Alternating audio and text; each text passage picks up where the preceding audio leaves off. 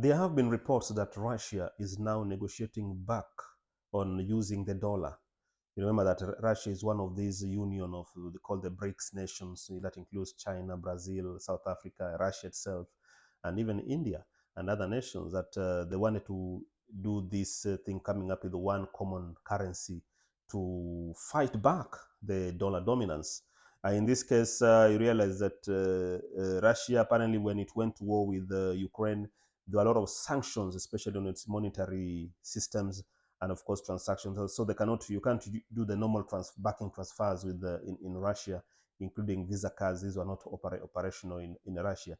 So it's something that really has taken aback Russia economically and of course in the financial market. But then you look at the financial credibility, financial liquidity. This is what really determines sovereignty of many nations.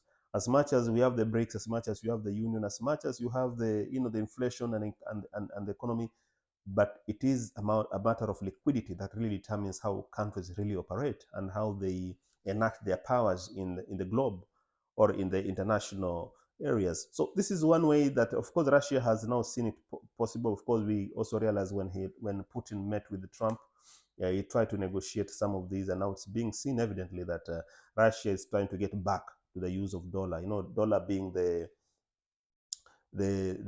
currency that is being used globally. Of course, it's something that they had now to get back to dollars, because again they've been losing a lot financially, economically, and as much as the de-dollarization is concerned, whereby country want to drop dollar as a reserve currency.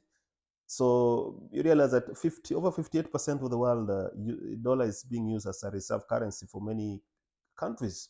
But then leaving the dollar is not just something easy for these nations, as much as they want to go independent by rivaling the dollar itself. So BRICS nations like South Africa have to take a look at the situation, because again, this union might collapse anytime soon, but not now, of course.